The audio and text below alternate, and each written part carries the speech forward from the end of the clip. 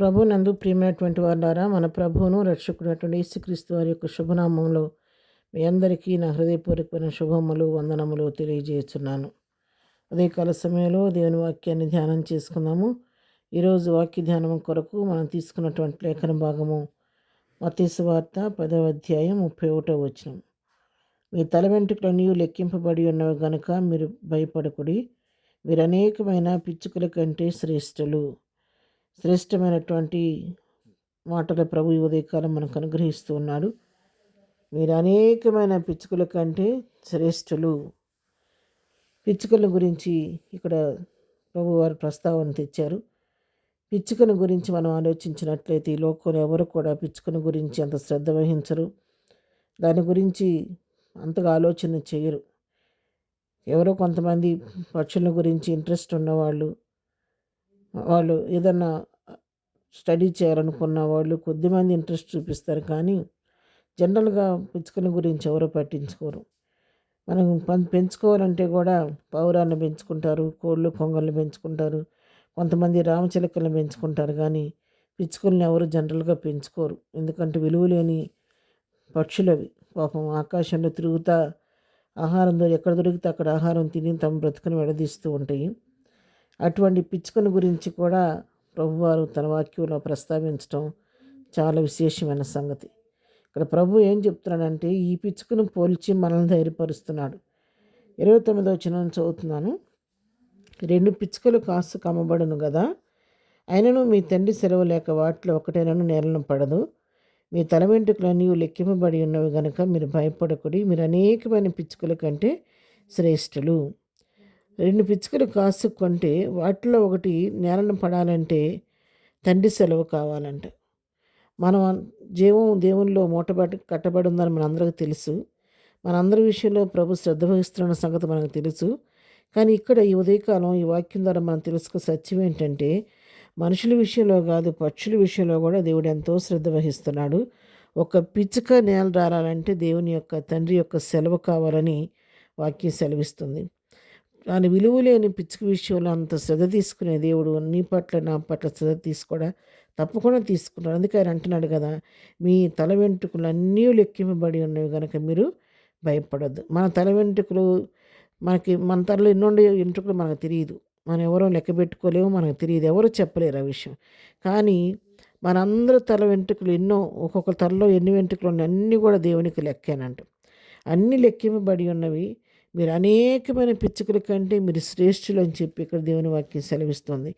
అవును, పిచ్చుకల కంటే మనం ఎంతో శ్రేష్ఠమైన వారిని పిల్లరా.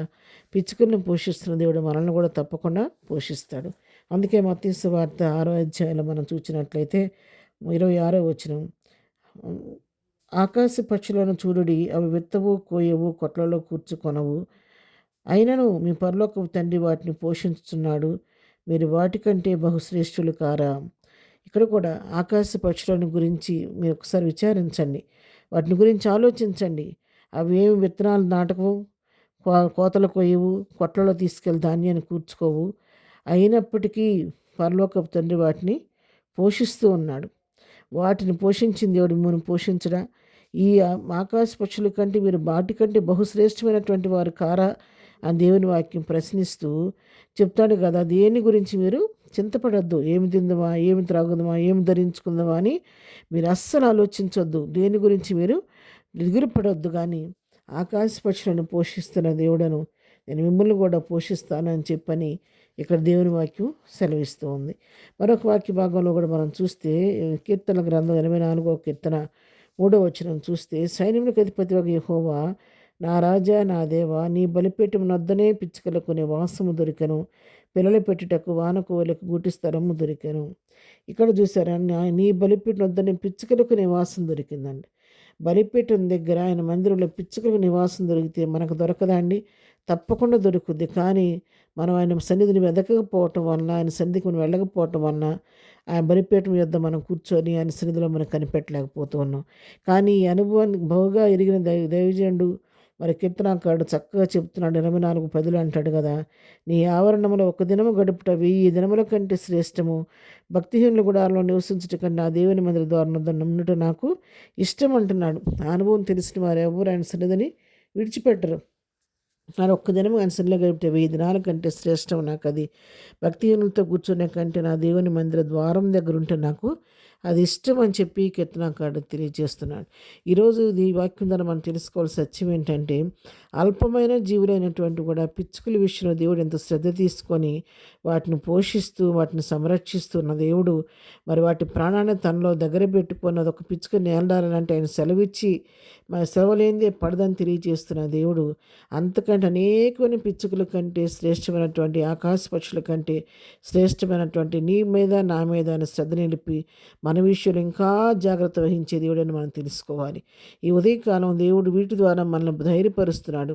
ఈరోజు వాక్యం విన్నటువంటి ప్రియమైనటువంటి వారులారా, మీరు ఏ హృదయంతో వింటున్నారో నాకు తెలియదు కానీ అంతరంగాన్ని పరిశీలించే దేవుడు మనతో మాట్లాడుతున్నాడు.